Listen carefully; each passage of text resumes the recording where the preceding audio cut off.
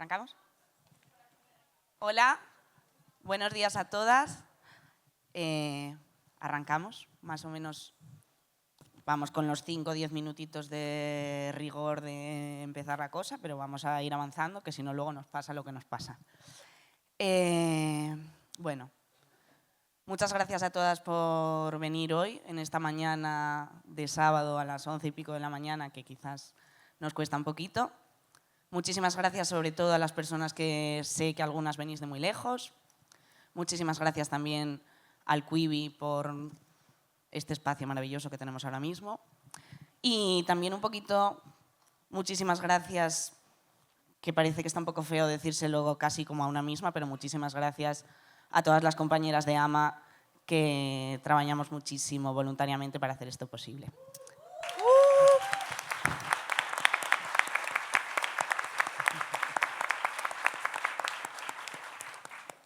Pues sin más, voy a intentar no enroñarme mucho. Arrancamos con una mesa que hemos preparado con muchísimo cariño y que hemos decidido llamar Disidencias locas y colectivas frente a un sistema precario. Y es que, un poco desde la escuela y desde todo lo que llevamos viviendo en estos 6 años de escuela, pues nos atraviesa muchísimas maneras y creemos en muchísimas formas diferentes de entender el feminismo. Frente al avance de discursos de odio, la medicalización de la vida, el disciplinamiento del cuerpo y del deseo, queremos abrir espacios para pensar la locura, los malestares, lo raro, lo incómodo, no como errores individuales, sino como síntomas de una sociedad tremendamente injusta y precaria.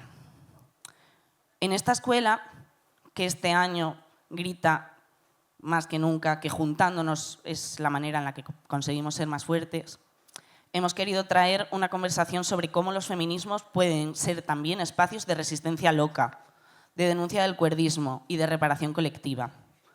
Por ello, y antes de presentar a las ponentes, me gustaría explicaros que esta mesa la moderamos, como veis, 2 personas. Yo vengo un poquito más de la parte de AMA, pero he pedido que me acompañara mi compañera Inés, de la Junta Directiva de la Asociación Hierbabuena de aquí de Asturias. Y si quieres decirnos algunas cositas sobre ello. Buenos días a todas. Yo vengo en nombre de Hierbabuena, que es una asociación en primera persona para la salud mental.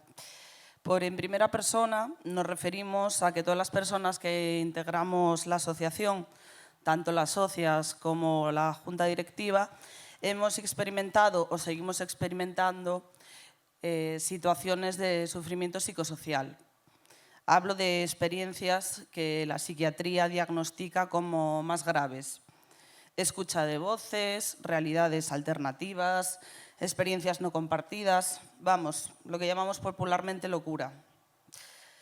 Nuestra asociación tiene ya 25 años, es de ámbito regional, tiene sede en Gijón, Oviedo y Avilés. Y los pilares principales son la reivindicación y defensa de nuestros derechos, ser motor de transformación social y, ante todo, un espacio de apoyo mutuo mucho más parecido a una tribu que a un recurso sanitario. Una tribu donde caemos todas con nuestros diferentes sentires y formas de habitarnos. Porque realmente eso es lo que necesitamos. Apoyos entre todes, vernos reconocidas en otras personas, formar un frente común para hacernos valer y para hacer valer nuestros derechos, los cuales muchas veces se ven vulnerados, como fue el caso tan conocido de Andreas, quien en 2017, con tan solo 26 años, murió tras 75 horas atada a la cama porque sus síntomas de meningitis se achacaron a un problema psiquiátrico.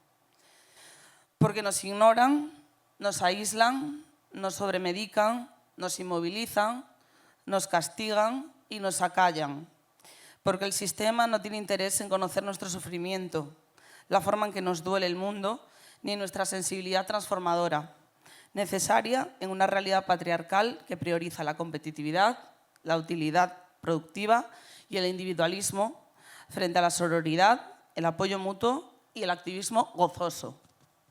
Uno de nuestros lemas podría ser: menos benzodiazepinas y más amiguinas.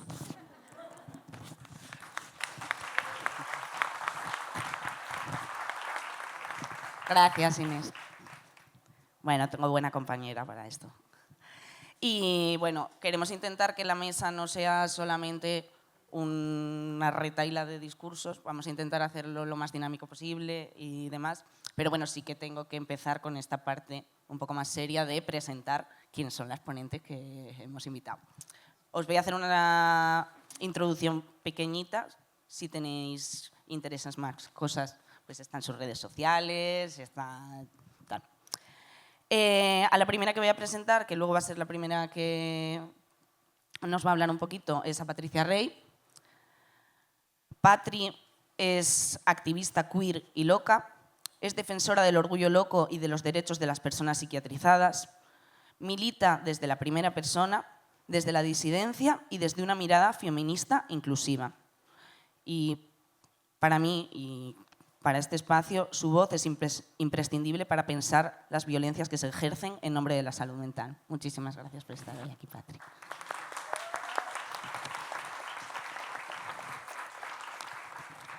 Luego nos acompaña también Beatriz Cepeda, conocida Perra de Satán. Bea es escritora, comunicadora y creadora del podcast ¿Puedo hablar?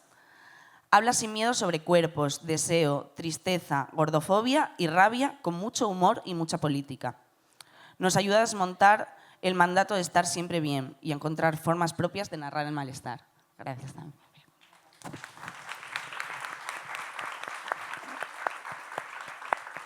Y bueno, nos acompaña también Marta Carmona. Marta es psiquiatra comunitaria y diputada de Más Madrid, coautora del libro Mal estamos, y su trabajo cuestiona la medicalización de la vida cotidiana y propone una mirada estructural feminista del sufrimiento psíquico. Habla desde la trinchera institucional, pero con un espíritu transformador. Muchas gracias.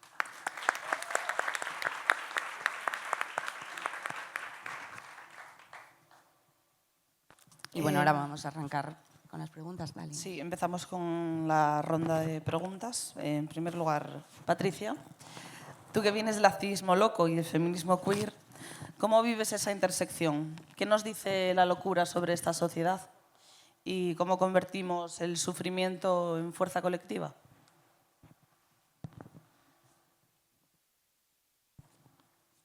Bueno, pues buenos días. Muchísimas gracias a la escuela, a mis compañeras de mesa y a todos los participantes. Estoy encantada de poder compartir hoy aquí. Bueno, como amablemente nos habían facilitado las preguntas, yo he traído una respuesta preparada para aprovechar bien el tiempo, sobre todo, y meter la pata lo menos posible. Entonces, en referencia a la primera pregunta, en mi caso, primero venía desde el lesbofeminismo. Participaba en el colectivo feminista de lesbianas de Asturias. Y hago un primer paréntesis para decir que el feminismo me ayudó a lo largo de toda mi vida a comprender por qué las cosas eran como eran. Me ayudó a comprender a mi entorno y me ayudó a comprender incluso por qué enloquecía. Quisiera decir hoy aquí que las libretas de los psicoterapeutas, psiquiatras, psicólogos están llenas con los nombres escritos de los abusadores, agresores, que no acuden a terapia alguna mientras no se ofrece ninguna reparación a las víctimas. Venía del lesbofeminismo, pero también venía del mundo del teatro, lo cual me parece que fue importante en aquel momento en cuanto a utilizar la creatividad como respuesta a las violencias, como medio de expresión y como herramienta política. Antes esto, de saber yo nada del orgullo loco, nos reunimos para dar forma a una acción cuya sustancia fue por eso una propuesta de espectáculo callejero, que se llamó El Escandalazo. Me gustaría decir que estábamos comulgando de lo queer cuando apenas teníamos noticias de lo queer, sin saber que éramos, a mi modo de ver, queer. De ahí lo de experiencia encarnada, porque ni siquiera sabíamos que participábamos de un movimiento global que había tenido su origen en Canadá, cosa que conocimos un año después. Para mí, ser activista loca hoy significa intentar colaborar en la construcción de un activismo lo más plural e inclusivo posible y de ser capaces de crear espacios libres de violencias, de las violencias que nos enloquecen. Para esto, el orgullo loco se abraza con otros activismos. También significa señalar que la violencia psiquiátrica es violencia patriarcal, denunciar y visibilizar el cuerdismo existente y contribuir a la transformación social, buscando una nueva cultura acerca de la locura, del hecho de enloquecer y sobre cómo gestionar las crisis, colectivizando las respuestas que damos a las mismas. El conjunto de personas que hicimos el primer Orgullo Loco hicimos confluir distintas intersecciones, diferentes ejes de opresión y varias luchas con el foco en una común: los derechos humanos de las personas diagnosticadas por la psiquiatría, los derechos humanos de las personas con sufrimiento psicosocial. Como os digo, esto dio lugar a esa experiencia encarnada. Nuestras mentes, nuestros cuerpos, nuestras vidas estaban profundamente interconectados con nuestro entorno, viviendo la experiencia, al igual que ocurre con las crisis. El orgullo loco nace con lo queer, con lo no normativo en su ADN. Es el orgullo de lo loco, lo anormal y lo monstruoso. Cuando salimos en Oviedo en 2010, el conjunto de personas que lo hicimos denunciábamos aquellos ejes que, en forma de crisol de opresiones, dan origen a las experiencias de sufrimiento psíquico que padecemos. ¿Qué nos dice la locura sobre esta sociedad? Lo primero que me gustaría decir es que, cruda y desnuda, la locura es profundamente sabia. Alguna función ha tenido que tener para que el ser humano siga experimentándola. La locura es sabia acerca de sí misma. Hay que aprender a escucharla en una misma y en los demás. Y escuchándola, formulándole preguntas, encontramos que la locura nos informa del estado de salud de todo un entorno. Las crisis siempre son colectivas y les loques somos, además del canario de la mina, el mapa físico y palpable del sufrimiento psíquico, psicosocial, si así se quiere. Y es ahí donde podemos formular preguntas y encontrar respuestas. La locura habla y ha hablado históricamente de la salud de los pueblos siempre. Con esto introduzco la respuesta a esa tercera pregunta y cómo convertimos el sufrimiento psíquico en fuerza colectiva. Hablando primero sobre la utilidad de las crisis, aquello con lo que primero nos encontramos, las crisis. Las crisis ponen en cuestión las estructuras insalubres y al observarlas en conjunto nos despejan una anatomía descriptiva del malestar social. Al mismo tiempo, cuando una persona es diagnosticada por la psiquiatría, sufre un herraje inmediato y el estigma deviene en una pérdida de poder y derechos. Las crisis promueven cambios en el entorno que pueden reconducir a un reequilibrio de poder y que afectan a la salud general. Esto sería un acto de reparación simbólica de la persona que emerge como portadora de un malestar siempre, siempre de origen colectivo y cuya responsabilidad es así también colectiva. Por otro lado, al hacerte consciente de que formas parte de un colectivo históricamente oprimido, recibirte del amor y del deseo militante, acometer ese paso que transcurre de objeto a sujeto, al compartir tu sufrimiento, tu experiencia y tu activismo con otros, quiero ser excesiva, puede resultar decisivo en cuanto a tus ganas de vivir y de compartir tu experiencia con el resto. Tenemos herramientas como las asambleas, los grupos de apoyo mutuo, algunos enfoques que pueden ayudar. Y tenemos la responsabilidad conjunta de construir vidas dignas para todas y el potencial del sufrimiento puesto a disposición de la acción política nos ha enseñado que las cosas sí se pueden cambiar. El activismo del orgullo loco existe desde hace 15 años en nuestro territorio, como os decía, y aún está todo por hacer. Así que tenemos que estar preparadas. Podemos compartir y compartirnos desde nuestros espacios y así politizar nuestra experiencia de forma creativa y pródiga. Siempre, siempre mejor juntes y siempre nada sobre nosotras sin nosotras. Mucha locura y mucho orgullo. Muchas gracias.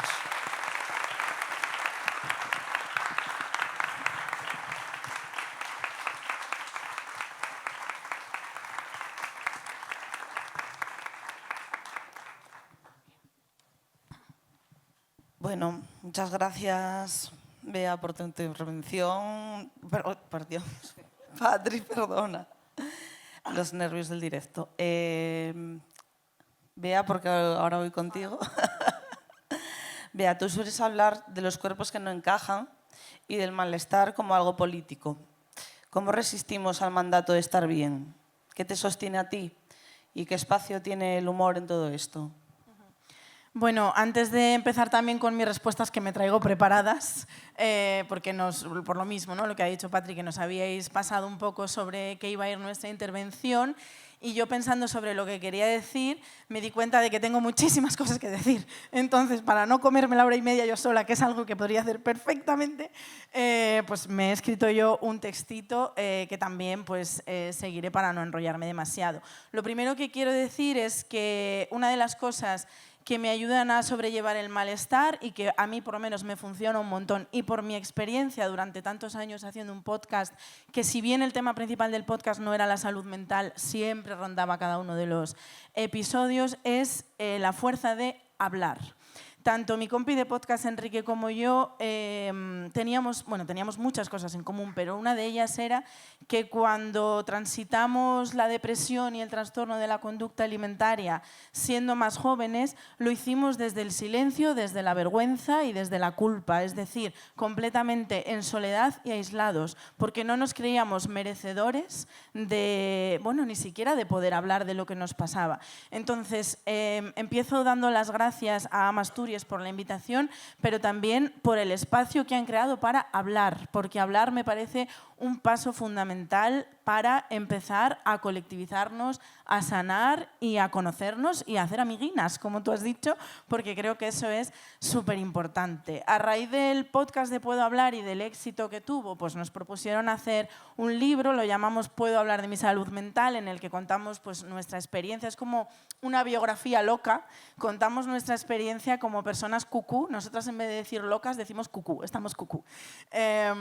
Y escribimos este libro con el que quiero empezar mi intervención, que es, como os decía, ¿no? Una biografía de cómo enloquecimos desde que éramos pequeños, en el caso de Enrique por la discriminación de la homofobia y la gordofobia, en mi caso por la gordofobia, y quería empezar a leer un fragmento porque me parece bastante significativo de cómo empieza a dislocarse una mente de una persona, sobre todo de una mujer, porque la gordofobia impacta muchísimo más en los cuerpos leídos como de mujeres.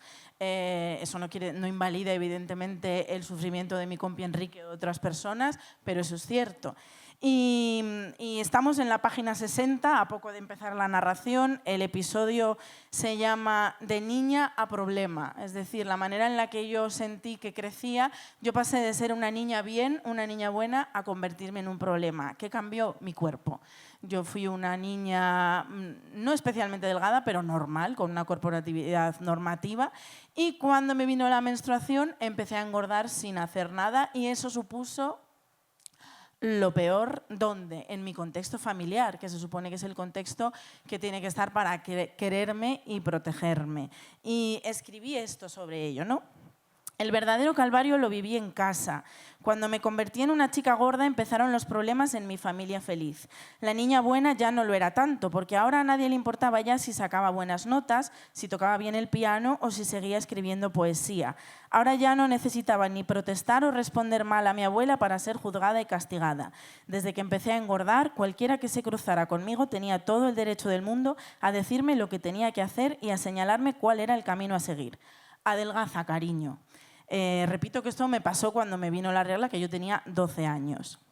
Ya no importaba si yo estaba feliz o estaba triste. Nadie se preguntó nunca por qué había cogido peso o cómo me sentía al respecto. Solo se me impuso la tarea extra de solucionar cuanto antes lo de mis kilos de más, algo que yo no podía hacer. Se me exigía, pero no se me daban las herramientas. Bueno, perdón, sí que me dieron algo. Me dieron 2 órdenes: come menos y haz deporte.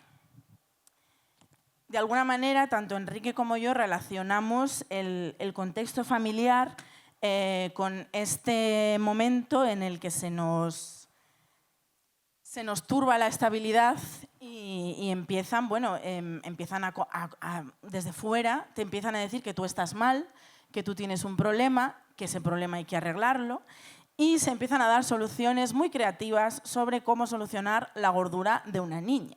no creo que esté sola en esto. Si empiezo a hablar, que no quiero, porque entonces me iría del tema, si empiezo a hablar de todas las maneras que la sociedad ha inventado para hacer adelgazar, hacer perder peso a un cuerpo gordo. Y ya con muchos años de experiencia y muchas dietas a la espalda, bueno, haber comprobado en mis propias carnes que realmente eso no soluciona nada, porque no sé si os habéis fijado, si no os lo digo yo, no me importa, sigo estando gorda. Es decir, la dieta no solucionó nada. ¿Cómo estar bien con todo esto, no? Qué difícil. Parece una pregunta sencilla, pero no lo es en absoluto. O sea, desde mi experiencia, yo a día de hoy, y lo digo con toda honestidad, no estoy mal. No estoy mal. He aprendido a vivir con mi cuerpo gordo, hago lo que me da la gana con mi cuerpo gordo, no me siento limitada por él, pero no ha sido un truco de magia. Ha sido muchísimos años de trabajo y muchísimos años de lectura, de escuchar a otras personas, de entender las dinámicas sociales, de entender por qué existe la gordofobia, de entender qué significa realmente la gordofobia, qué quiere realmente la gordofobia. Y después de todo eso, que han sido años de mucho trabajo y de mucha fuerza mental, llegar a un punto en el de, bueno, no estoy mal. Pero claro, es que eso me parece muy complicado, honestamente. Me parece muy complicado ir persona por persona y decirle, da igual que todo a tu alrededor grite, estás gorda y eso está mal y tienes que poner una solución a tu problema.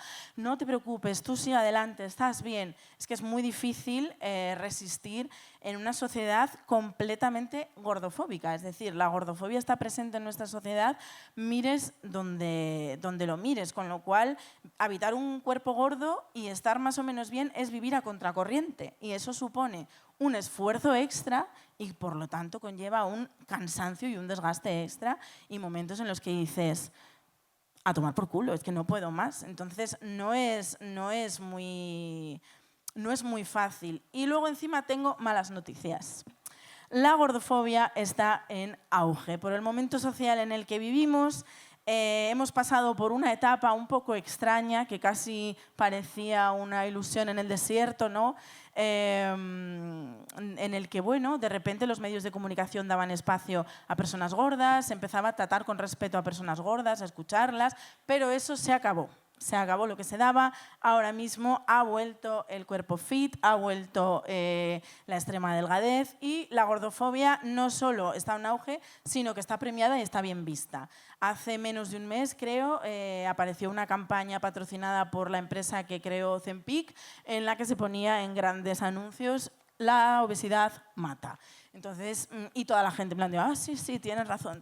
Quiero decir, estamos en un momento jodido en el que hemos vuelto a nivel social, quiero decir, el relato ha vuelto a asociarse salud con un determinado tipo de cuerpo y da la casualidad que ese determinado tipo de cuerpo se parece bastante al cuerpo fitness, ¿no? Al cuerpo de gimnasio y todo lo relacionado con eso. Os confesaré una confesión, por quitarle un poco de hierro al asunto, aunque el asunto tiene hierro que no veas. Yo uso mucho las apps de ligar, ¿no? Me encanta, soy adicta, lo reconozco, una no es perfecta. Me encantan las apps de ligar, a veces como simple juego, ¿no? De decir, a ver, ¿cómo es la gente? Bueno, pues yo llevo usando apps de ligar, es que ni sé cuándo empecé. Es que me gustan, lo reconozco.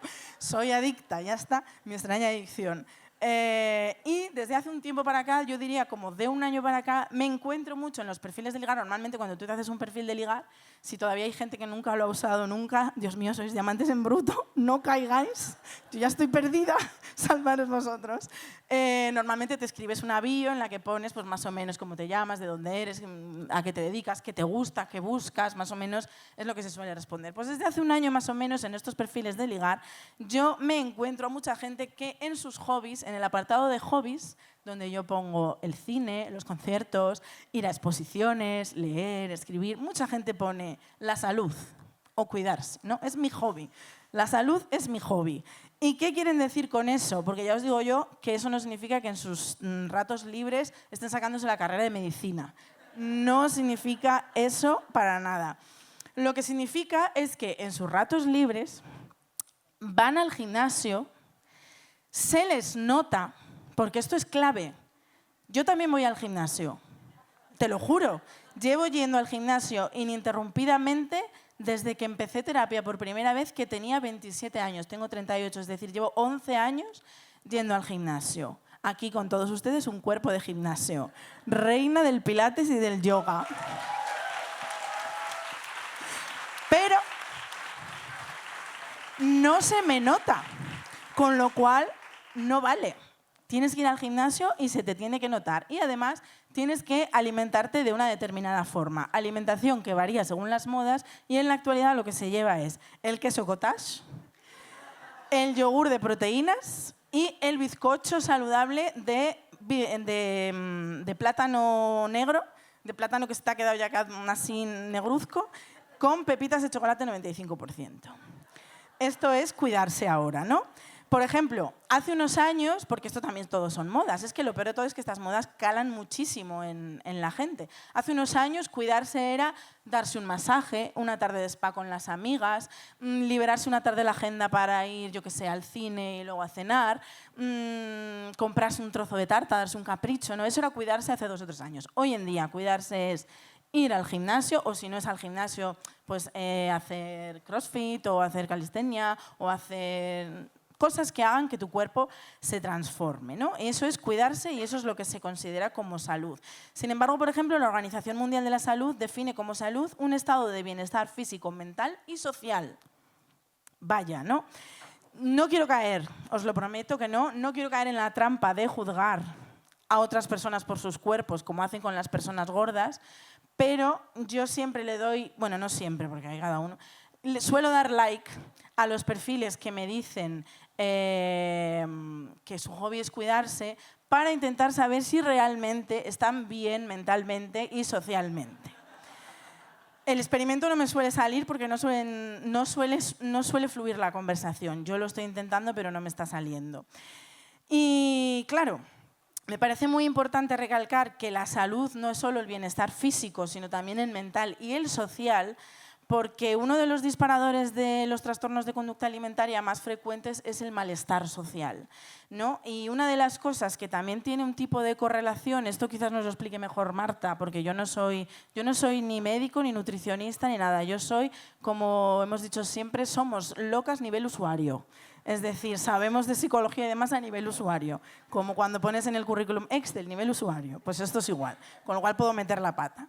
Pero como decía, uno de los disparadores de TCA más frecuente es el malestar social y está correlacionado que en momentos de crisis social como la que estamos viviendo ahora, cuando, por decirlo de alguna manera para que se entienda, cuando el mundo a tu alrededor se está derrumbando y cuando todo se sale de tu control, al ser humano llevamos fatal la incertidumbre. Nos gustan las cosas que son siempre igual, que se repiten, que no nos dan sustos. Entonces, cuando tú ves que todo a tu alrededor se desmorona, bien sea a nivel más familiar o a nivel más, bueno, pues tal y como está el mundo ahora mismo, que da un poquito de miedo leer las noticias, uno de los recursos que tiene el ser humano para buscar tranquilidad es el control.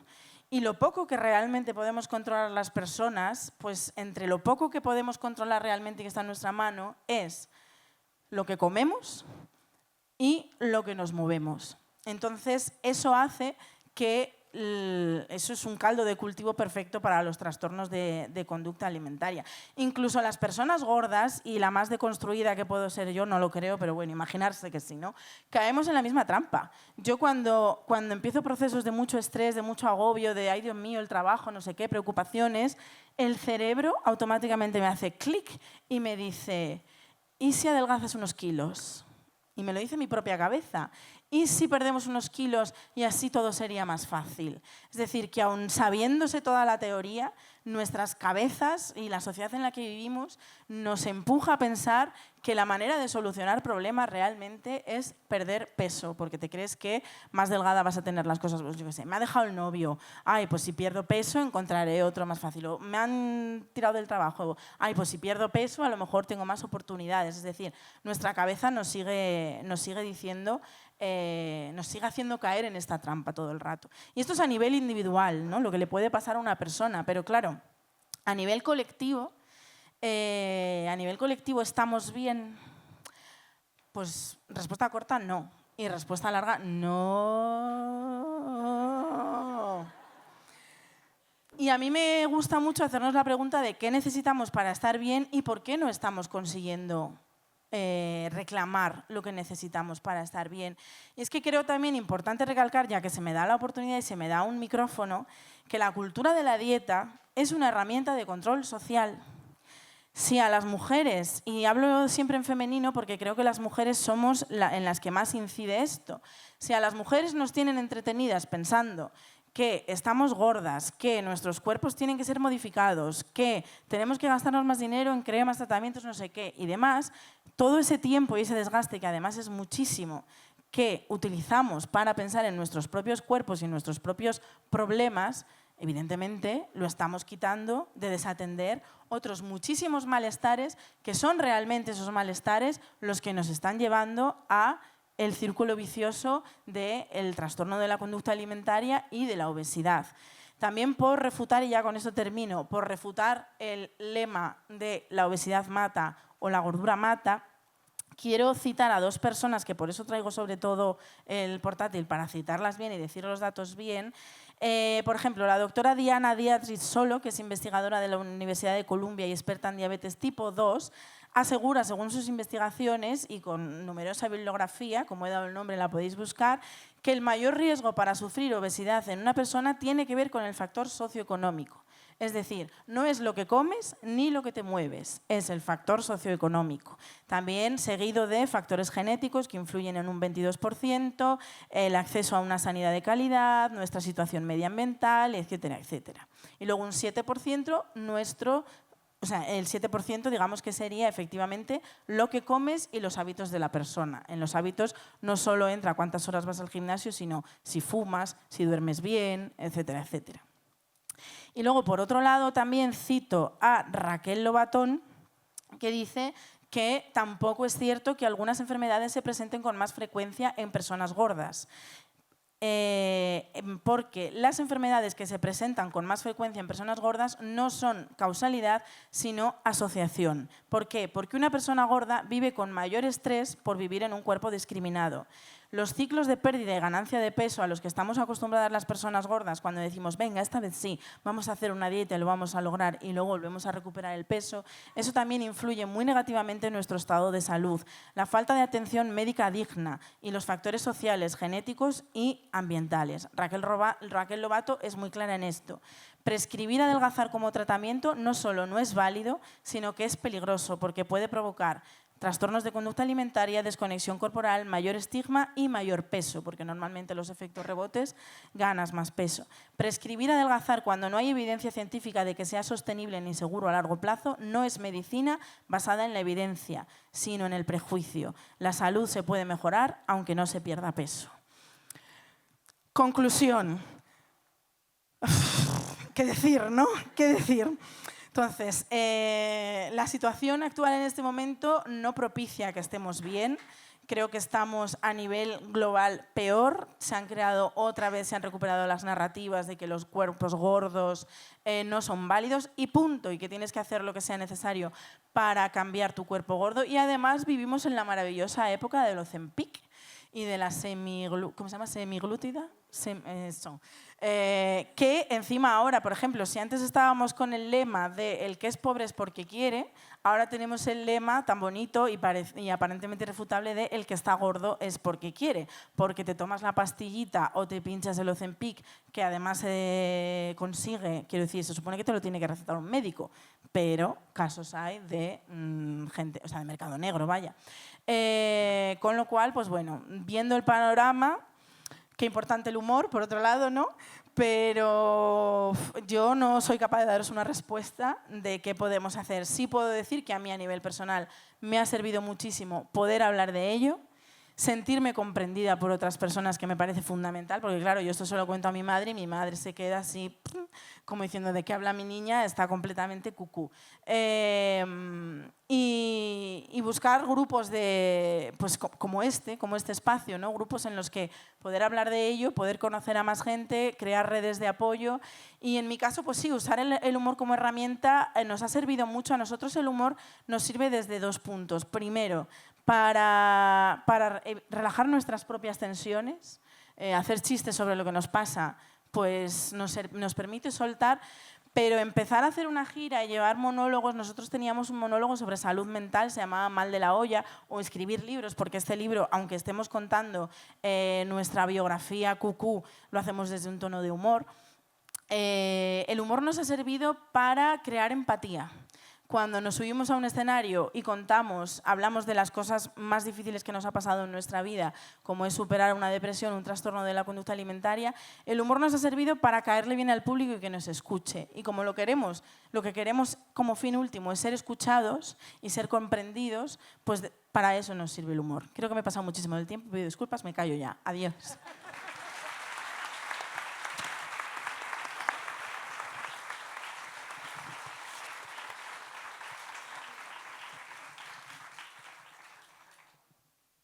Bueno, Marta, muchas gracias.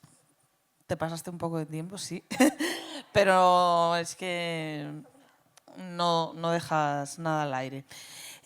Marta, tú vienes desde lo institucional, pero con mirada crítica. ¿Cómo ves el papel de la psiquiatría hoy? ¿Qué pasa cuando convertimos problemas sociales en diagnósticos? ¿Y qué alternativas ves desde lo comunitario y lo político? Bien, yo la primera vez que noté que en el feminismo estaba pasando algo fue en una mani en 2015, un 7 de diciembre, lo tengo clavadísimo, que miré alrededor y de repente éramos muchísimas más que en años anteriores. En plan, ha habido aquí un salto cualitativo importante y aquí algo está pasando.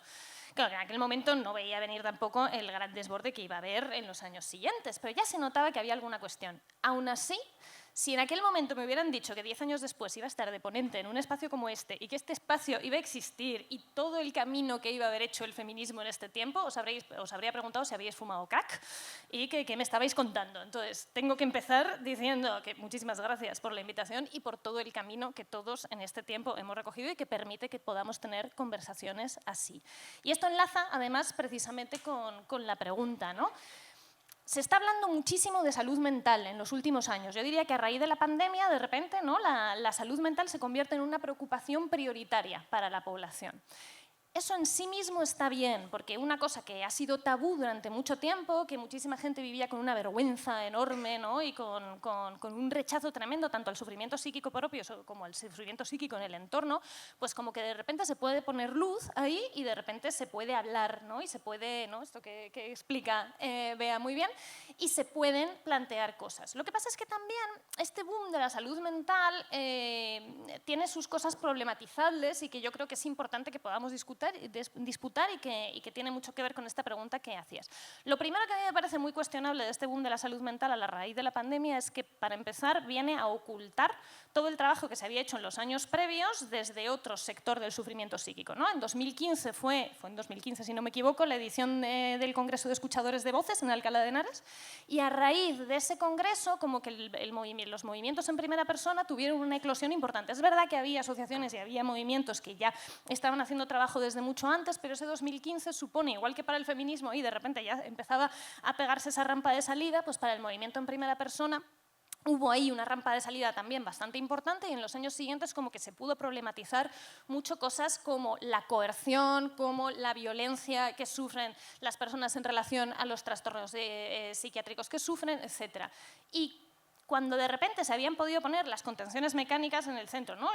Los ingresos involuntarios, discusiones que políticamente tenía sentido, que venían de una minoría muy marginalizada, pero que había que poner en el centro y conseguir convertir en prioridad, pues de repente cuando todo el mundo empieza a hablar de su salud mental y se empieza a hablar de ansiedad, de depresión, de cosas mucho más frecuentes, pero en ese sentido mucho menos sujetas a violencia, mucho menos subsidiarias de violencia, pues toda esa reivindicación y todo ese trabajo como que de repente queda ocultado. Y esa es una de las cosas que creo que todas y cada una de las veces hay que recalcar. Otro de los problemas de este boom, de cómo se ha articulado este boom de la salud mental, es que se ha hecho desde una dimensión profundamente individualizada, ¿no? Y tremendamente individualista, por definición. Al final, tú pones Netflix y ves el documental de no sé qué cantante hablando de su depresión y de tal. Y está guay que lo pueda contar, pero al final lo que te acaba contando es que lo que le ha salvado es ir a terapia, ¿no? Y entonces al final hay una especie como de mandato de ir a terapia que llega a límites verdaderamente desquiciados en sitios como Reddit, por ejemplo, donde no hay ni una sola discusión, ni un solo debate, donde no te manden a terapia inmediatamente, porque es como paso indispensable para poder hablar de ti, el como, pero has ido a terapia primero, si no has ido a terapia, lo que vas a decir a continuación no está legitimado, no tiene sentido. Y al final se acaba trasladando la idea de que la salud mental es una especie de tanque que tienes en la cabeza que se te va vaciando por distintas cosas y entonces vas, te compras un ratito de terapia, en la terapia te abren un grifo, te rellenan ese tanque y tú te vas con el tanque relleno. Bueno, no es así como funciona ni el psiquismo, ni la salud mental, ni recuperarse del sufrimiento, ni nada. O sea, habrá personas que han tenido experiencias puntuales así o vivencias puntuales así. Esto, la subjetividad humana es amplia y diversa, pero es una manera cuestionable, entre otras cosas porque no pone el foco en las causas del sufrimiento psíquico, ¿no? Si desde la psicopatología hacemos como 3 grandes cajones, ¿vale? Con todo lo limitante que es siempre hacer cajones y de hacer categorías y meter gente dentro, pero por economía del lenguaje y por entendernos, pues las categorías tienen su cierta utilidad a veces, y hacemos como una caja, ¿no? En la que está el sufrimiento psíquico más desestructurante, que puede generar más sorpresa, más rechazo, que parece más insólito, que de alguna manera pues, puede romper el contacto con la realidad en determinado momento, que puede causar un sufrimiento más desestructurante, y eso es lo que llamamos trastorno mental grave. Luego hablamos de otra serie de sufrimiento psíquico que tiene más que ver con reacciones a cosas concretas claramente identificables y más transitorio, y lo llamamos trastorno mental común. Y hacemos otra gran caja que es sufrimiento psíquico que no encaja demasiado bien en ninguna categoría clínica, que no es diagnosticable de nada, pero que es un sufrimiento que ahí está y lo llamamos pues, un malestar no diagnosticable. En esas 3 cajas lo que más afecta son las condiciones de vida. O sea, da igual que tú tengas un diagnóstico de esquizofrenia y que tu manera de experimentar el sufrimiento psíquico sea con alucinaciones y con episodios psicóticos. Lo que va a desencadenar esos episodios psicóticos y ese sufrimiento son la inseguridad habitacional, el no poder irte de tu casa si tu familia te está tratando mal, el no tener trabajo, el no tener ingresos económicos, el que en el trabajo te traten mal. En cada uno de esos cajones lo que varía es la expresión de ese sufrimiento psíquico. O sea, no todo el mundo tiene alucinaciones, aunque se descubrió que tiene alucinaciones mucha más gente de la que el común, el saber popular cree, pero es verdad que no todo el mundo tiene episodios psicóticos a lo largo de su vida, no todo el mundo hace episodios depresivos graves, pero lo cierto es que los desencadenantes de esos episodios sí que son comunes a todos. Ergo, tiene mucho más sentido para cuidar la salud de la población mirar a las causas y a aquello que genera ese sufrimiento psíquico y no centrarse tanto en, vale, pero exactamente tu sufrimiento psíquico, ¿cómo va a ir? ¿Vale? Una renta básica universal beneficia enormemente la salud mental de la población porque beneficia a las 3 categorías. Una situación habitacional garantizada, que tengamos vivienda accesible, hace que una persona que sufrió abusos sexuales en su infancia y su manera de responder a eso ha sido generar lo que entendemos como un trastorno mental grave, si tiene que seguir conviviendo con la persona que ha abusado de ella, va a tener un desarrollo y una evolución muchísimo peor que si puede emanciparse. Esto es una cosa que es como de sentido común, que se entiende perfectamente bien, pero que si tú vas a las políticas sociales y a las políticas, no, todo el mundo la entiende, todo el mundo está de acuerdo con que convivir con alguien que te ha dañado de ese nivel está mal, pero no hay ni una sola política orientada directamente a eso, ¿no? Cuando en realidad es una diana de intervención infinitamente más útil, ¿no? Con conseguir, esto se mencionaba ayer, de hecho, en la mesa de vivienda, que nadie tenga que estar viviendo en un lugar tremendamente generador de sufrimiento, en ese sentido. La salud mental tendría que poder servir de argumento a favor de esto, ¿no? La que es a día de hoy la comisionada de salud mental en el Ministerio lo explicaba muy bien. Cuando tú estás en consulta, a lo mejor te ves 15 pacientes en una mañana en un centro de salud mental y te cuentan 15 vidas con mucha violencia, con mucho sufrimiento por distintas causas y tal. Y tú en ese momento, uno por uno, pues haces tu intervención psicoterapéutica si tienes las condiciones y el tiempo para hacerlo. La intervención farmacológica sí procede, o muchas veces porque no tienes otra cosa que hacer, porque no tienes tiempo y porque prescribir amigas es más difícil que prescribir benzodiazepinas, aunque sería mucho más útil lo primero.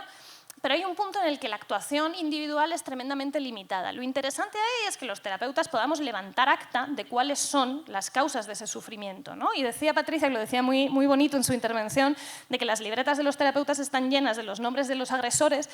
Cuando son personas del entorno, desde luego, a mí en las libretas de los terapeutas me suelen faltar los nombres de las grandes empresas, de Clece, de Ferrovial, de todos los explotadores laborales que generan ese sufrimiento.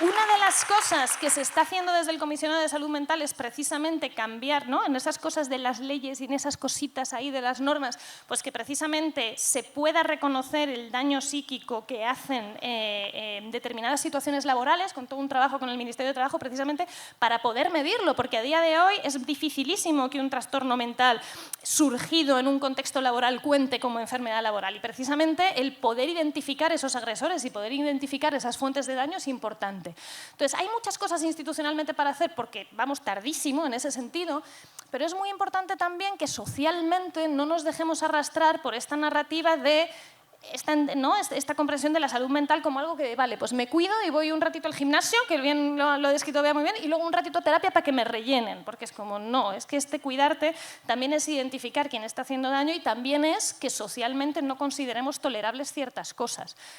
Para mí, una imagen que recoge muy bien el desquicie social que tenemos a este respecto son estas ofertas de trabajo que hacen como las grandes consultoras o los sitios así tipo pues, los grandes bancos, ¿no?, que ofrecen como a los juniors, ¿no?, que tienen cierto perfil con una posible proyección muy profesional muy buena en el futuro, les dicen, mira, tú vas a entrar a trabajar aquí, aquí hay límites de horario, olvídate, aquí derechos laborales, olvídate, vas a vivir por y para la empresa, porque eso es lo que a lo mejor consigue que si tú te deslomas a trabajar dentro de unos años seas un super mega crack, pero como va a ser muy estresante te vamos a poner una horita de terapia semanal para que compenses, ¿no? Entonces eso es una forma tremendamente perversa de entender la salud mental y tremendamente perversa. Y eso es una caricatura, aunque esto es bien real, pero que en realidad hay mucha gente, incluso desde espacios mucho más progresistas y mucho más izquierdistas y mucho más, en los que tenemos mucho más claras las causas y las causas de las causas,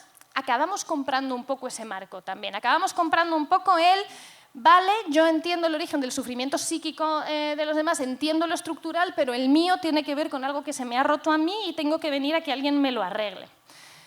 Yo cuando cuento estas cosas, tengo una compañera de trabajo de ahora, otra diputada, que me dice, tú es que odias la terapia y todo el rato estás... Y yo como, no, yo de verdad que si yo soy terapeuta y me gusta y de los momentos más felices de mi vida profesional han sido acompañamientos terapéuticos exitosos, pero también porque soy terapeuta sé las limitaciones que tiene ese modelo y sé que no sirve para arreglar todos los problemas que tenemos. Y estamos en un contexto social en el que estamos intentando desplazar a las consultas absolutamente todo tipo de problemas y resolverlos desde ahí. Y nos pasa incluso en sectores con un marco ideológico muy claro y muy militante, ¿no? Y es como a veces parece que pretendemos acabar con el machismo en la consulta o con el racismo en la consulta o con el clasismo en la consulta y es como...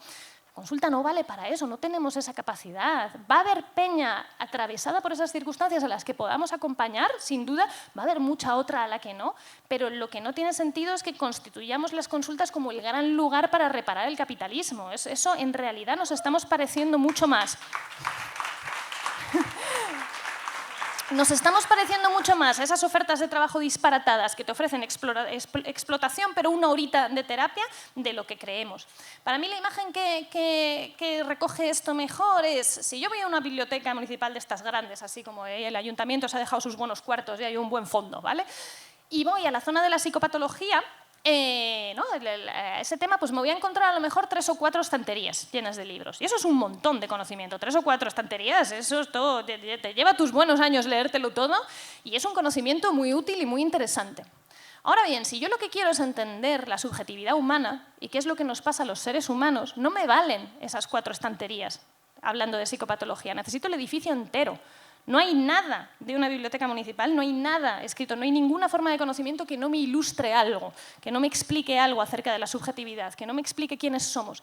Entonces, ese momento, no ya en el que pretendemos desplazar a las consultas cualquier tipo de problema y resolverlo desde ahí, sino en el que nos estamos intentando explicar a nosotros mismos, exclusivamente desde el lenguaje clínico y exclusivamente desde la psicopatología, ya no estás triste, estás deprimido, ya no eres alguien que está inquieto, sino que tienes una ansiedad. Esta cosa de que para nombrar lo que nos pasa y para contar nuestra historia utilicemos términos clínicos, es un cuadro profundamente empobrecedor. Y de verdad que no es porque haya que prenderle fuego a la psicopatología, un poco sí, un poquito de performance puede estar bien, pero que aunque la psicopatología pueda seguir teniendo su utilidad y se pueda hacer una psicoterapia feminista y se pueden hacer, ¿no? y se pueda hacer mucha transformación, y aunque le respetemos la utilidad que tenga, necesitamos muchas otras formas de enunciarnos y muchas otras formas de entendernos. Y esto pasa por no contarnos desde el lenguaje clínico, pasa por no desplazar absolutamente todo a la salud mental y a la vez que la parte que sí que es la salud mental, la parte que sí que tiene que ver con las consultas, que sí que tiene que ver con la atención, que sí que tiene que ver con lo institucional,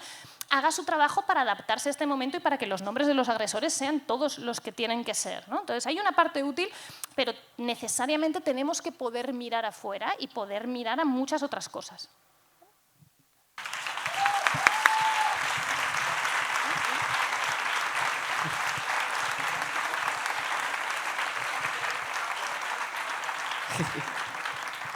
Hidrataos. Gracias, chicas, gracias. Bueno, creo que más o menos ya nos conocemos todas. Las que estamos aquí ya sabemos un poco de dónde venís, qué es lo que os atraviesa. Y en este ratito que queda a mí me gustaría que la cosa fuera un poquito más fluida. Y bueno, pues había pensado en lanzaros alguna pregunta, que respondáis un poquito como os salga y en el orden que os salga, si os apetece a todas, a la que os apetezca. Y lo primero de todos quería preguntar, habéis comentado un poco, pero para reforzarlo y un poco porque al final es motor de la escuela y razón para encontrarnos, ¿cuáles son las alianzas que hasta ahora más os han sostenido y en qué tipo de proyectos o experiencias es en las que veis la esperanza? Y no sé, quizás, ¿quién de vosotras quiere arrancar? Patri, a lo mejor.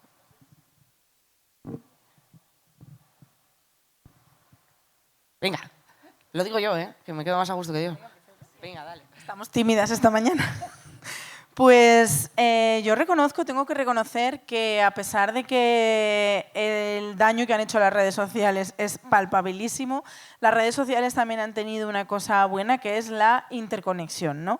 A mí a través de las redes sociales he conocido a mucha gente y estoy en contacto con mucha gente que si no existieran las redes no podría, porque algunas ni siquiera viven en España y además me parece súper interesante. Fíjate, esto me costó un poco darme cuenta, la verdad, que es que cuando yo me fui a vivir a Madrid pensando que Madrid era el centro del mundo, el centro del todo, donde estaban los pensamientos. Yo qué sé, hija, una es tonta a veces.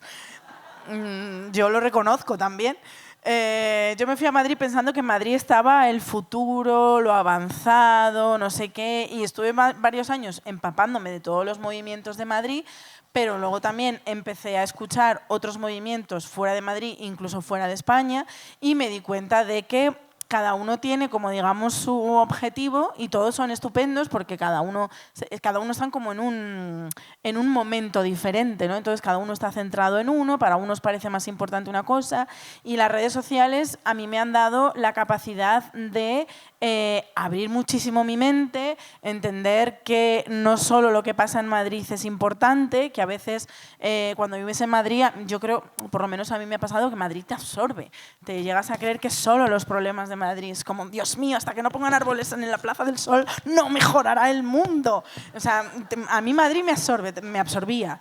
Y empezar a escuchar otros discursos y también otra manera de hacer las cosas, a mí me vino muy bien y a mí eso me lo ha dado las redes sociales. Y luego también, que claro, esto ya es la suerte personal que yo he tenido, ¿no? Que en el momento que creamos un podcast y empezamos a traer invitados, por ejemplo, así es como conocimos a Marta, el hacer un podcast nos permitió acceder a muchísimas voces, a muchísima gente que también lo mismo, te traía puntos de vista diferentes y te hacía ver las cosas de otra manera y eso a mí me sirvió muchísimo y sobre todo hacer red de contactos, estar siempre en contacto con gente, meterte en todos los fregados y escuchar y hablar y hablar y hablar. Para mí eso ha sido como el paso primero y el paso fundamental.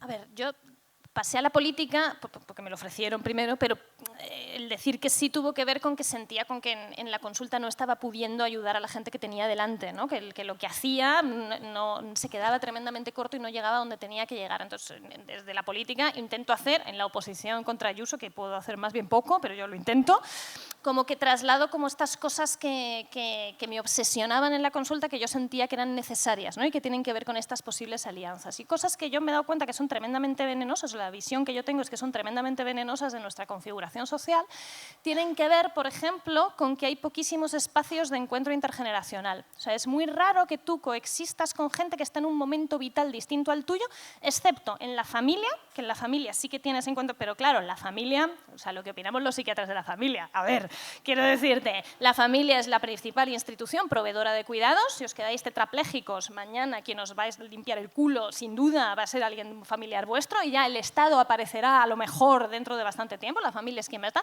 La familia también es una institución tremendamente violenta muchas veces. Y muchas veces coexisten las dos cosas, que esa institución tremendamente violenta sea a la vez la única que te está cuidando, con lo cual se genera una perversión, pues eso, complicadita. Pero es verdad que es un lugar donde existe encuentro intergeneracional. A veces el trabajo también lo es otro lugar, pero claro, el trabajo, pues sí, a veces es un sitio de socialización y encuentro intergeneracional y la inmensa mayoría de las veces es una trituradora de gente, ¿no? Entonces, que los únicos lugares donde puedes encontrarte con gente en momentos vitales muy distintos al tuyo sean lugares potencialmente muy peligrosos, pues es complicado, ¿no? Entonces, si conseguimos encaminarnos a una sociedad donde existan lugares, donde existan maneras de trazar lazos con gente que no esté exactamente en tu misma pantalla, pues eso es algo tremendamente enriquecedor, que sí o sí te coloca frente a subjetividades distintas, que es verdad que los grupos de afinidad son muy importantes, y eso lo hemos visto desde el colectivo LGTBI que ha hecho, ¿no? Verdaderas alianzas que han permitido sobrevivir a gente durante décadas durísimas, incluso durante décadas donde morían miles de personas, ¿no? por incomparecencia del Estado, a los grupos de crianza de madres que se juntan con sus bebés y están puérperas ahí sin dormir y desquiciadas y apoyándose unas a otras. Los grupos de afinidad son muy importantes, pero es muy importante también que tengamos manera de conocer a otra gente. O sea, esto es una cosa que se ve en consulta muy llamativa, la gente que hace unas depresiones brutales cuando se jubila, porque de alguna manera no tenía otra manera de asomarse al mundo que no fuera el trabajo. Y verdaderamente se quedan fuera. Y lo cierto es que tú ves cómo está organizada la sociedad y como te quedes fuera, en ese sentido, de la socialización, es muy difícil reengancharte. Entonces, todo aquello que permita construir lugares donde se conoce a gente y donde se puede vincular con gente, lo cual, en un contexto social tremendamente polarizado como el nuestro, donde a lo mejor la gente que conoces pues vota a Vox y dice unas cosas terribles, pues es complicado, pero es que también es la única manera de romper ese tipo de dinámicas y de romper ese tipo de discursos, ¿no? Con espacios comunitarios donde se pueda conocer a gente distinta tuya, distinta a ti, que tiene discursos distintos a los tuyos y que se pueda bajar del burro de determinadas posiciones. Entonces, este contexto es ultra individualizante y encima plagado de ideas tremendamente venenosas y dañinas, y la única manera de romper eso es precisamente un terreno fértil donde la gente se conozca y se desactiven esos discursos.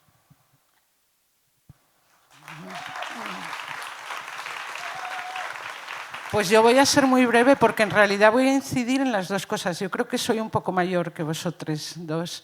Y Marta, aquel congreso se pudo hacer porque existían las redes sociales, porque ya existían las redes sociales. La brecha que había de participación en las redes de las personas locas se rompió, empezamos a participar y pudimos conocer a gente también de otras nacionalidades, de otros lugares distintos que nos ayudaron mucho a avanzar. O sea, que la experiencia fue, como relataba Bea, el uso de las redes fue fundamental. Y luego decir un poco lo que para mí, en lo personal, ha tenido que ver con tener amistades en otros movimientos sociales y de otras intersecciones, ¿no? Para mí es fundamental, o sea, en esos apoyos, esas alianzas ahí tenerlas, pero tenerlas en mi vida. En mi vida, no solamente en la parte que dedicamos a la militancia, ¿no? Sino que la militancia es la vida es militancia.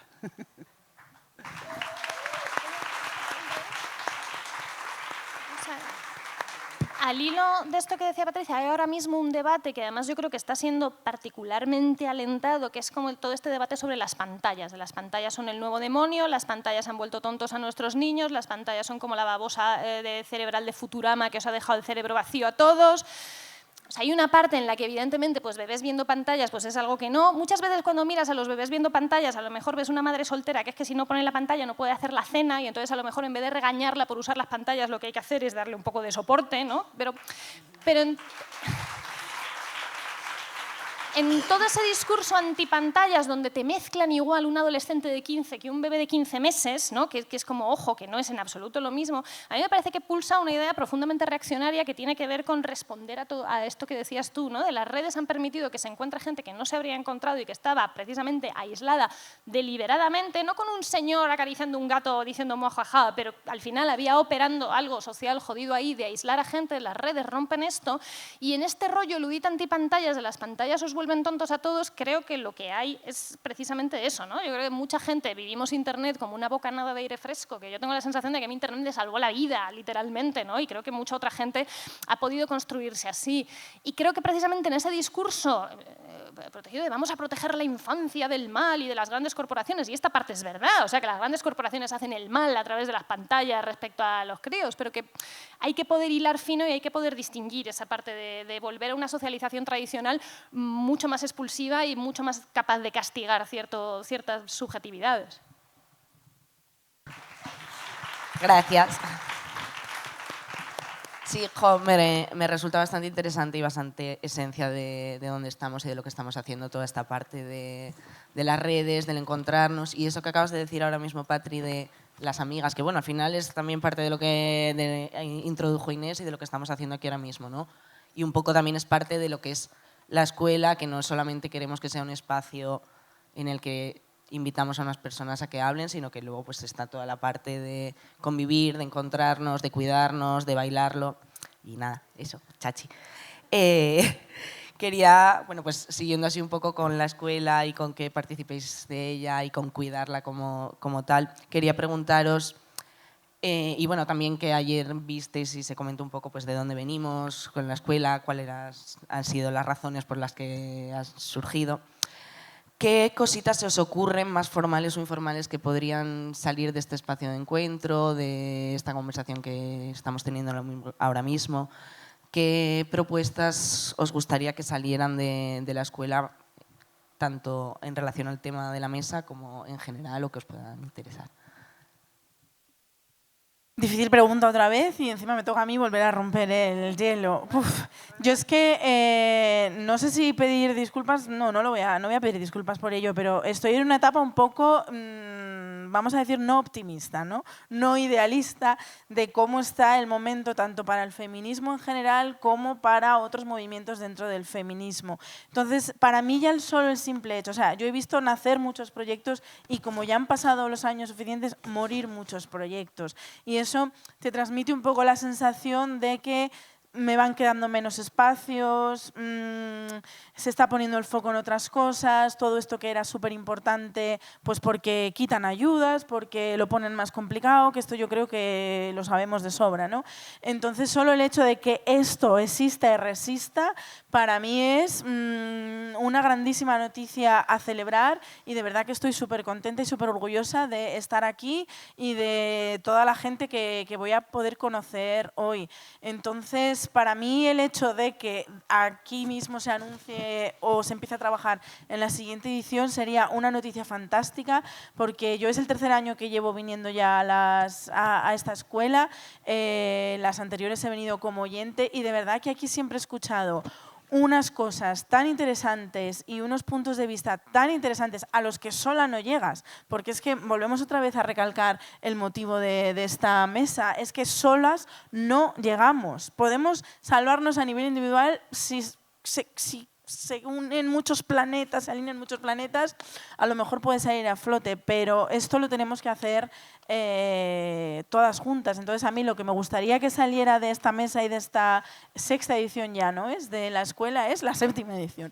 Yo el año que viene quiero volver a estar ahí sentada y a seguir escuchando a gente que tiene mucho que decir.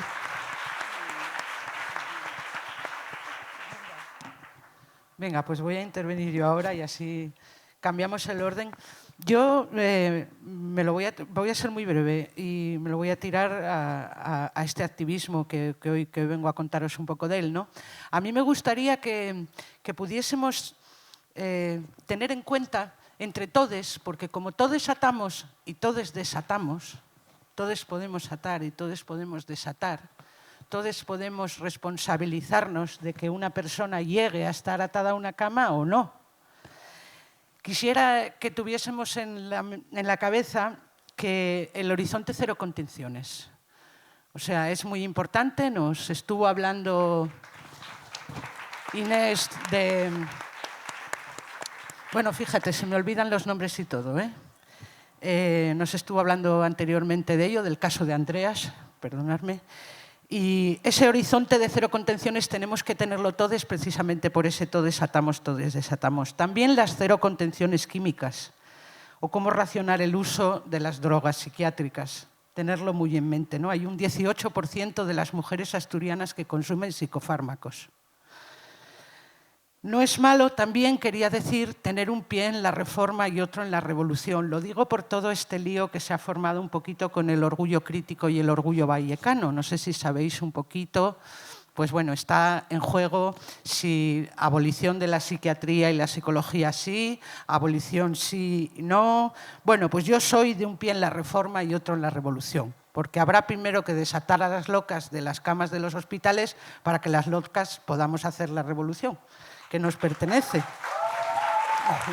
Que nos pertenece.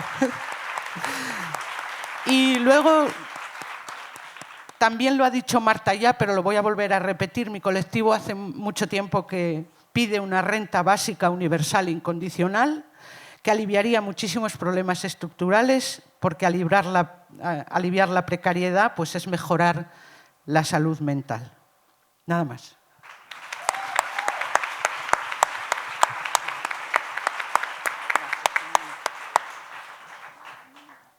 Pues yo contesto con dos cosas, hilando con lo que ha dicho Bea y con lo que ha dicho Patrick.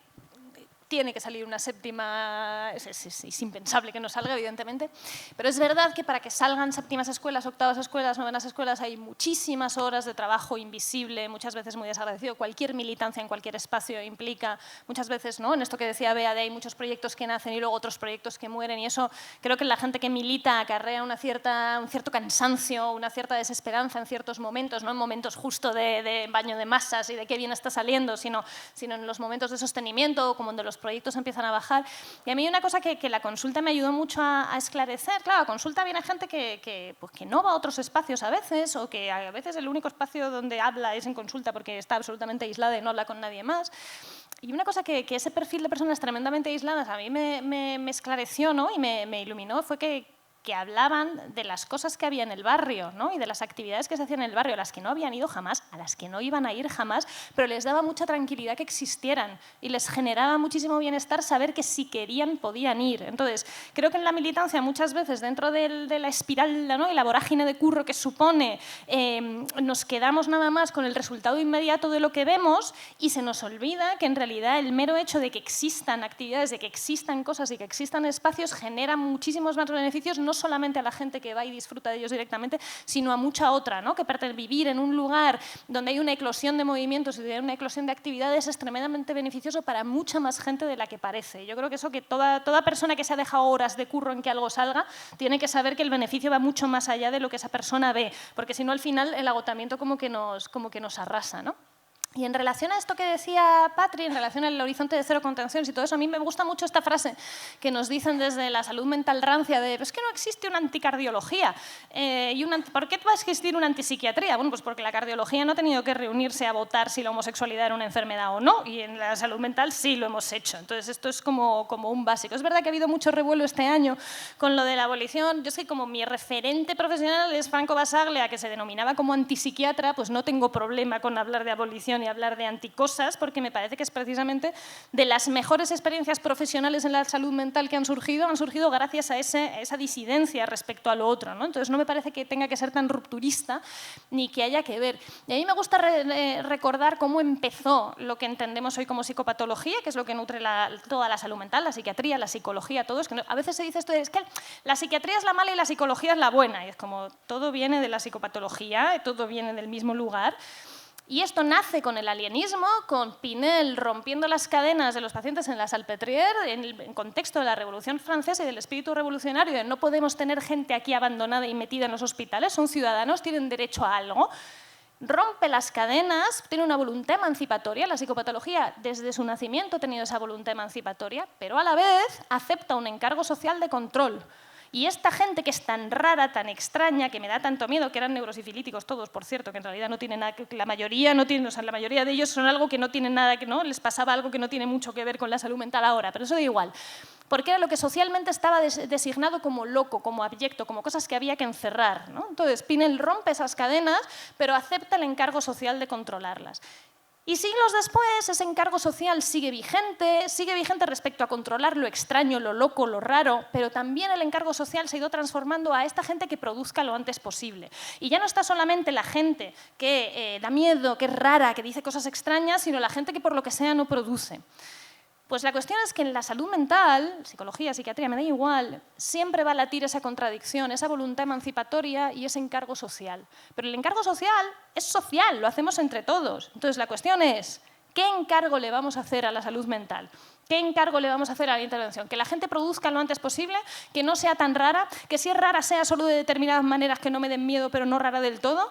¿O le vamos a hacer el encargo social de que la gente vincule, tenga lazos, no se aísle? Que esto a lo mejor es un encargo social que no es tan descabellado, o que si van a aislarse al menos tengan posibilidad de volver. Ojo, que entonces esto ya no es solo para los locos, sino para mucha otra gente. Y que entonces el encargo no es que la gente produzca, sino a quien se encarga de la producción, déjame a la gente en paz. O sea, el encargo social que le hacemos a esa salud mental lo definimos entre todas. Y eso es lo que tenemos que disputar.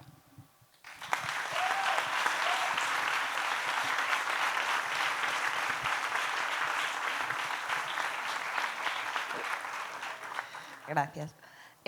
Bueno, y ahora os quería lanzar una última pregunta que a mí se me ocurrió, que quizás es un poco rara, no sé si habéis quizás pensado un poquito en ello o no, pero bueno, viene un poco también de pues, varios años de mi vida acompañada por personas locas y maravillosas, que pues hay cierta habilidad o interés en buscar palabras para las cosas que no han sido nombradas o que han sido nombradas desde unos sitios en los que no tenían realmente la legitimidad para poder nombrar lo que estaban nombrando. Y entonces la pregunta que os quería hacer, así un poco como reflexión original, si os sale o si os apetece, es ¿qué palabras os gustaría que desaparecieran del lenguaje cotidiano y cuáles quizás necesitaríamos inventar? Dale. Voy a contestar yo la primera, muy breve también. Fíjate, ¿de qué palabras os gustaría que desapareciesen del lenguaje cotidiano? No las había pensado, pero tantas, tantas. ¿Y cuáles necesitaríamos inventar? Yo hay una que la oigo últimamente más y que la utilicé alguna vez, que es diversifobia. Que es esta fobia, bueno, yo creo que la gente que tiene fobia a lo woke tiene diversifobia, ¿no? Y la palabra, me gustaría que nos quedásemos con la palabra cuerdismo, que es un sistema de opresión como el machismo. O sea, por ejemplo, que resonara hoy en la escuela esta palabra, el cuerdismo, ¿no? Porque es ahí en donde todos nos podemos revisar. Somos cuerdistas todos y es ahí en donde nos podemos también deconstruir. Gracias.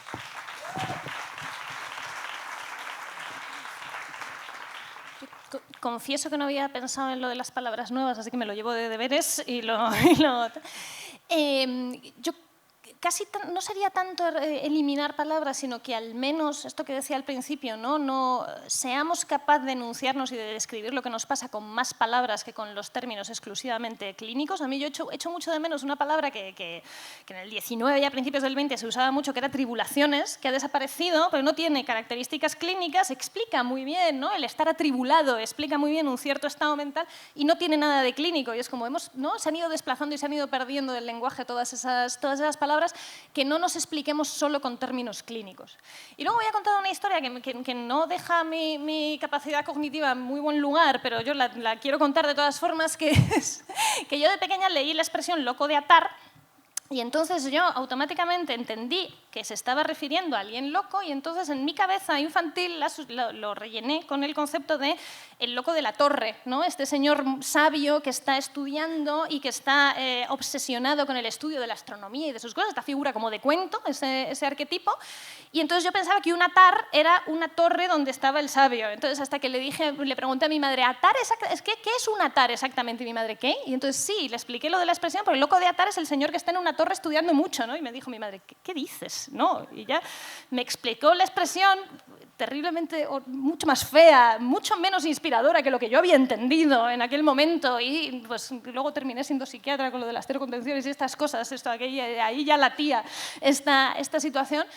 Pues como a veces en las propias palabras que tenemos, que son terribles y que son expresiones horribles, las vaciamos y les damos un significado totalmente diferente, ¿no? Entonces, bueno, creo que podemos ir apartando ciertas palabras, creo que ponerlas nuevas, pero que a veces a lo mejor somos capaces de leer una cosa totalmente distinta delante de lo que tenemos y en términos terribles a lo mejor acabamos siendo capaces de ver otras cosas.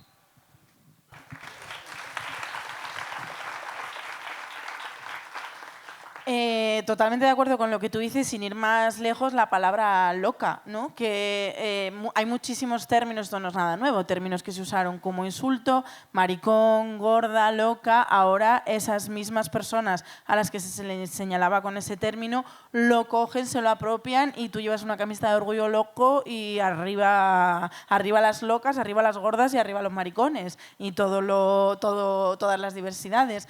Me parece súper chula el concepto y quizás te lo robe, pero bueno, te citaré. El concepto de diversifobia, porque es exactamente, o sea, creo que es exactamente lo que está pasando. O sea, creo que en momentos de crisis como el que estamos entrando, de auge del neoliberalismo, auge del fascismo, el fascismo quiere a todo el mundo igual, porque cuando somos todos iguales damos menos problemas. Entonces, y somos más fáciles de llevar todos por el mismo camino. Entonces, evidentemente, rechazan la diversidad en cualquiera de sus formas.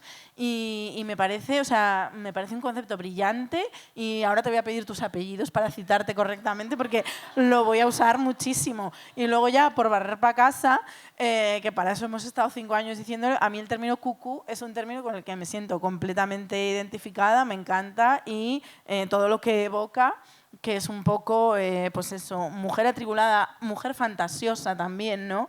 Cucú es un término que tiene muchas ramificaciones y a mí es una cosa que me gusta mucho. Entonces yo a mí misma, por ejemplo, me encanta de decírmelo, así que eso propongo.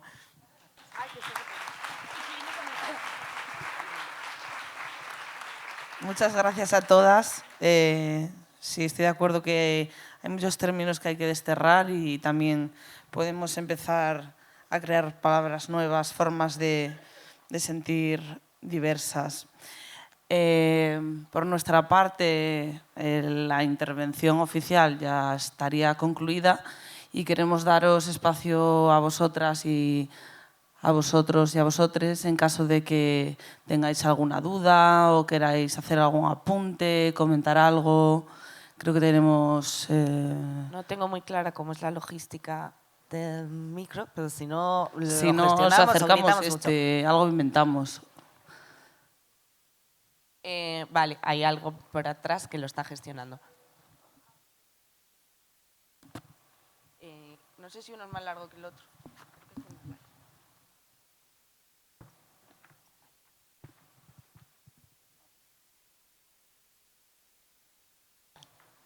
Bueno, eso, alguien por allí. Igual os tenéis que acercarnos. ¿Qué tal? Buenos días.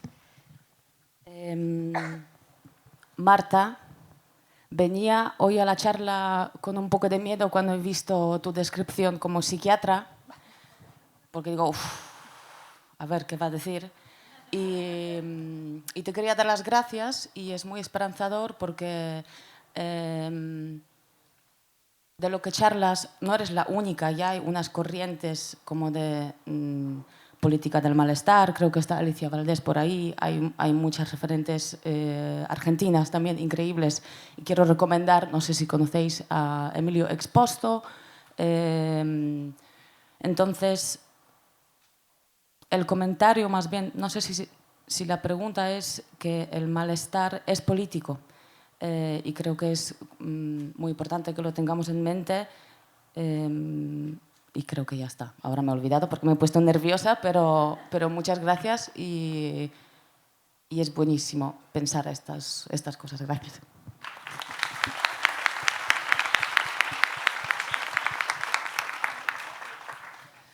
O sea, en realidad, en la salud mental, en todas partes, pero vamos, yo la división que conozco bien es la que hay en España, está profundamente escindida y hay una donde milito yo, y hay muchas psiquiatras, psicólogas clínicas, enfermeras especialistas en salud mental, trabajadoras sociales que están en una visión muy parecida a la mía, y luego hay pues, una salud mental muy biologicista, capitaneada por psiquiatras sobre todo, pero hay muchos psicólogos ahí también, con una visión profundamente reaccionaria. En realidad somos más los de este lado, lo que pasa es que los del lado biologicista y reaccionario ocupan más puestos de poder, ocupan las cátedras universitarias, ocupan muchas jefaturas de servicio en muchos sitios, lo cual condiciona mucho la forma de trabajar de los sitios, pero hay muchos más profesionales de la salud mental que tienen esta visión que yo tengo que los otros. Lo que pasa es que es una cuestión de reparto de poder y de reparto de discurso, evidentemente.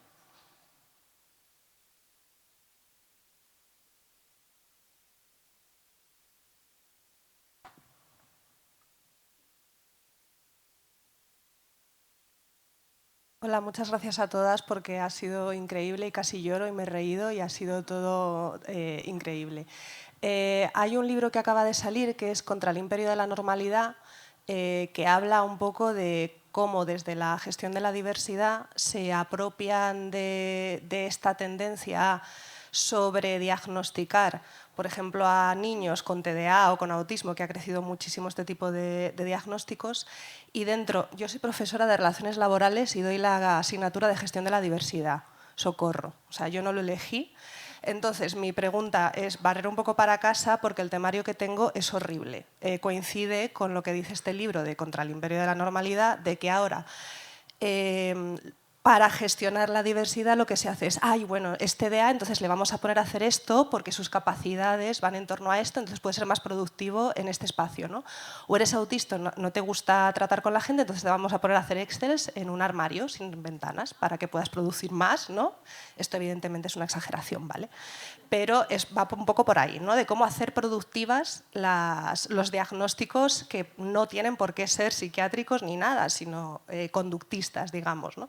Entonces, barriendo para casa, porque mi temario es profundamente reaccionario, triste y gris, y no os voy a decir la universidad en la que estoy porque no quiero darle publicidad, pero quiero saber cómo podría yo reordenar ese temario y gestionar la diversidad para las relaciones laborales sin caer en esta cuestión tan fácil de, bueno, pues entonces según las diversidades te doy un trabajo para que seas más productivo, ¿no? Yo evidentemente lo he pensado y lo que he hecho es cambiar las actividades del temario para que sea entrevistar a colectivos diversos, para que sea irte a una asociación y ver qué tipo de problemas estás teniendo a la hora de encontrar trabajo, pero mis alumnos también son profundamente pijos. Entonces, pues bueno, os lanzo este reto de qué puedo hacer yo con estos pijos que estudian relaciones laborales en una universidad privada y que se meten en gestión de la diversidad para que yo les diga que no pasa nada por ser gay porque los gays son muy organizados, ¿vale?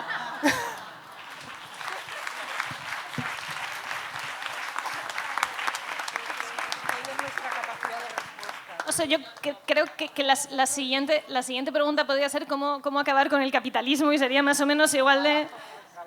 A ver, a mí, o sea, siento que es una pregunta difícil de contestar, que es un poco como la pregunta, un poco dentro, ¿no? Dentro del tema salud mental. O sea, a mí se me ocurre, si pensamos, si todos sabemos que caminamos hacia un escenario de renta básica universal, vamos a ver que lo sabemos y aquí la diferencia de cuánto tardemos y cómo lleguemos, pero vamos a llegar a ese escenario sí o sí, hay cosas que no hay que disputarlas. Entendemos que va a seguir habiendo trabajo después de ese escenario, pero que no va a ser el trabajo asalariado necesario para sobrevivir, sino otra cosa. Y pensar qué relaciones laborales queremos ahí. A mí esta cosa de entender la diversidad de los sujetos y que lo que hacen se pueda adaptar, creo que en sí no está mal. Donde va la perversión es para que produzcan más. O sea, a mí sí me parece bien que alguien... A lo mejor no deberíamos necesitar el diagnóstico completo de esta persona tiene diagnóstico de espectro autista, entonces tal, sino simplemente las características de esta persona, pero no estamos en este escenario aún, ¿vale? Pero sí podemos trazar un poco a dónde queremos llegar. creo que los entornos laborales y el resto se puedan adaptar a las características de las personas está bien, pero ¿a qué querríamos ponerlo al servicio de qué? ¿De la productividad? No necesariamente. Yo creo que lo podríamos poner al servicio de que las personas se encuentren más a gusto y aquí está la clave para que no sea una cosa individualizada terrible, que eso es lo que nuestro sistema socioeconómico aprovecha maravillosamente bien, sino también al servicio de crear un buen clima y un ambiente laboral y que esa persona se pueda hacer cargo también de sus compañeros. Entonces, a alguien con muchas dificultades para socializar, pues no le vas a poner a que sea en relaciones públicas, pero así le puedes poner a que su manera de aportar a otros sea responder consultas sobre cosas que a lo mejor eso lo hace súper concienzudamente bien, ¿no? Entonces, ese autista al que quieres poner en un sitio sin ventanas es como, bueno, este tipo que a lo mejor no le desgasta mucho hablar con gente, que la manera que tenga de aportarle cosas al resto sea resolverles este tipo de cosas, ¿no? O sea, como cada uno desde su lugar de enunciación y desde sus características, que pueda encontrar la manera de estar bien, porque si tú no estás bien, es verdad que ya se te va a torcer la cosa, pero también que te puedas hacer cargo de las necesidades de los demás y que te puedas hacer cargo de lo que puede necesitar el entorno y de hacer aportaciones para el común. Claro, ¿qué pasa? Que eso es un marco totalmente distinto al que estamos. Entonces, me parece que tú te estás pasando el videojuego en la pantalla dificilísima, ¿no? No creo que tú sola vayas a poder cambiar todo ese... Pero ir introduciendo cosas como, bueno, pues las necesidades humanas en ese trabajo, no de recursos humanos, entendido como recursos de qué necesita la empresa para producir, sino el clima laboral, ¿no? Lo que puedan necesitar la gente de su entorno y cómo se puede construir el mejor ambiente laboral posible. Creo que eso ya rompe un poco ese marco ultraproductivista y ultraindividualizante. No sé si te sirve.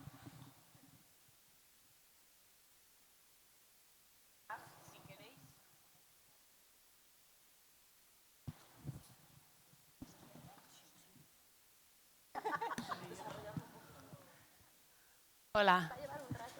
Bueno, primero, daros las gracias por la mesa porque a mí también me ha encantado. Y quería preguntar, bueno, como sacabas la figura de Franco Basaglia en un momento, ¿no? Y aquella experiencia, en fin, en la que, por ejemplo, la cuestión de segregar, ¿no? Mezclar pacientes con profesionales de la medicina, con artistas, con, en fin, todo aquello que sucedía ahí, que no solo pasó allí, ¿no? Que, todas esas experiencias como que en los 70 fueron completamente radicales en términos de generar comunidades diversas y de proponer espacios de encuentro, que justamente son las cosas que estabais proponiendo, ¿no? Os quería preguntar si conocéis alguna experiencia ahora donde se estén ensayando este tipo de formas de comunitarias, sean institucionales, no grandes, pequeñas, si hay algo por ahí pasando, porque me parece que sí que son, tenían sus problemas también, pero me parece que sí que son, bueno, iniciativas que se podrían como recuperar, aunque sea a nivel micro. Bueno, eso. Bueno, yo, por lo que me toca de cerca, que es una asociación que se llama La Porvenir, comentar acerca de ella, que es un grupo de personas comprometidas con el cambio de paradigma en salud mental. Y bueno, ahí es donde yo he podido hacer cosas en estos últimos años. Se me ocurre también que están psiquiatras más jóvenes que están en la Revolución Delirante, por ejemplo, mencionar la Revolución Delirante de Valladolid, que también está haciendo mucho porque comprendamos esto del punto de vista de la Secretaría desde otro lugar, ¿no? Bueno, pues esos dos se me ocurren así a bote pronto, seguro que... Donde esté Laura Martín López Andrade, ahí es. Eso es ¿no? Uno de los mayores faros en ese sentido.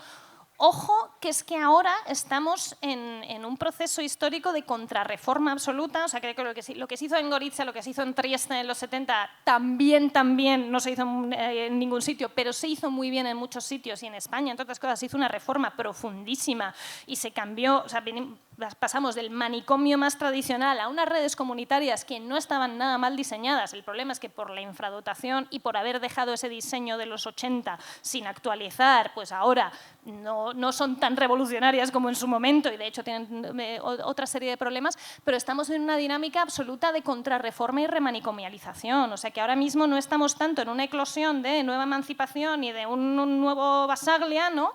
Sino que estamos en frenar todo lo que podamos esa remanicomialización porque ahora ya no se llaman manicomios, se llaman medias y largas estancias, unidades psiquiátricas de cuidados prolongados, pero el funcionamiento es absolutamente manicomial. Y en una neomanicomialización, que consiste en no encierro a la persona, la puedo incluso llegar a dejar en su casa o en instituciones como aparentemente mucho más abiertas, pero el funcionamiento es absolutamente manicomial, en tanto que la persona está absolutamente tutorizada, vigilada, sedada.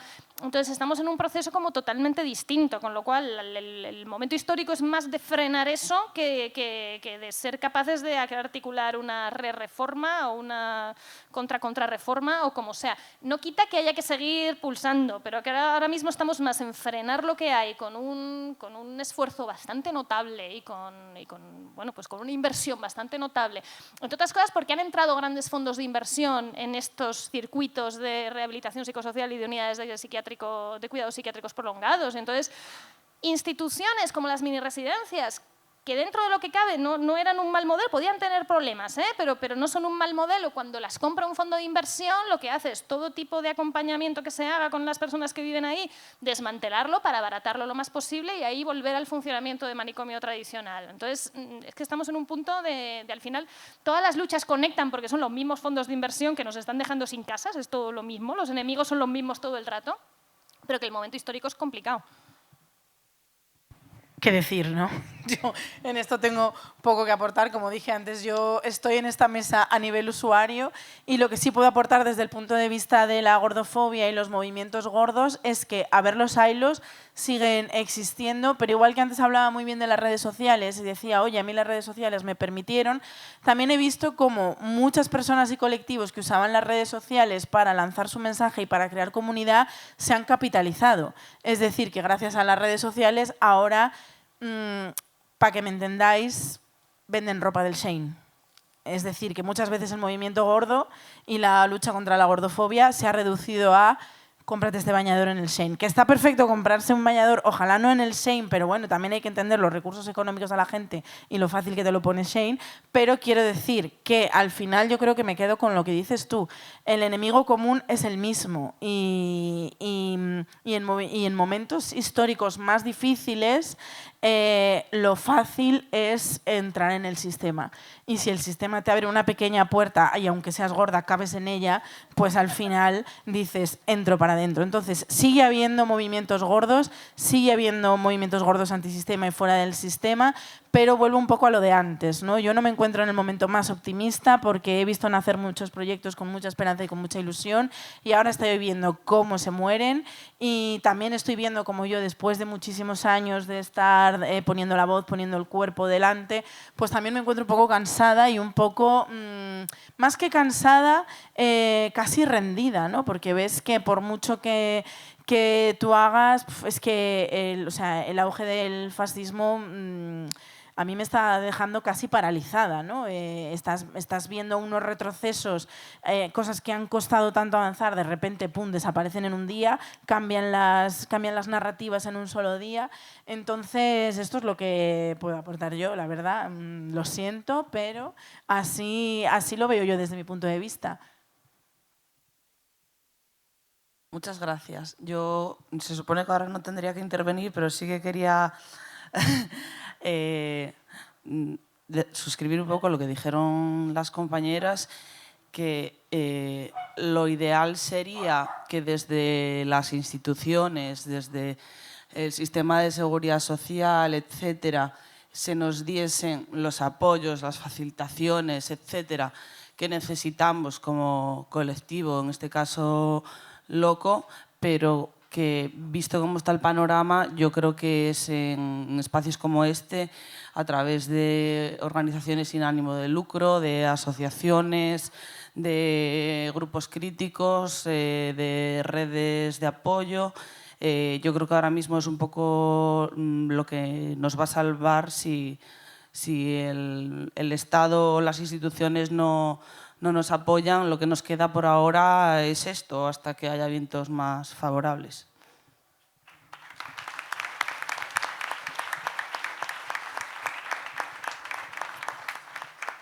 Pues estamos. Gracias, chicas. Ahora mismo no sé muy bien qué decir. Creo que hemos hablado prácticamente de todo, que hemos atravesado un poquito todo esto de lo raro, de lo diverso y de cómo construirnos y cuidarnos.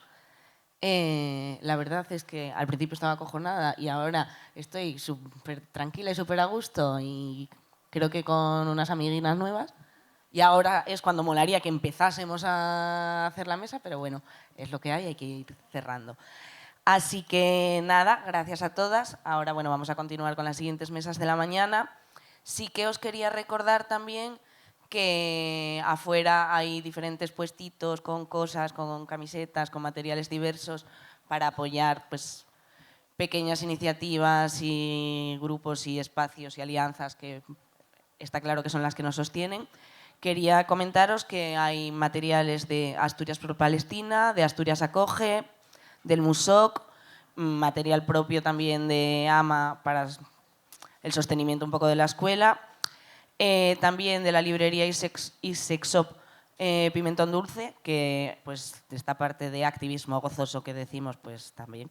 Y que también está la librería La Yocura, que tenéis ahí también disponibles todos los libros de las ponentes y demás, que quizás os interesa. Y nada, un millón de gracias y gracias, chicas.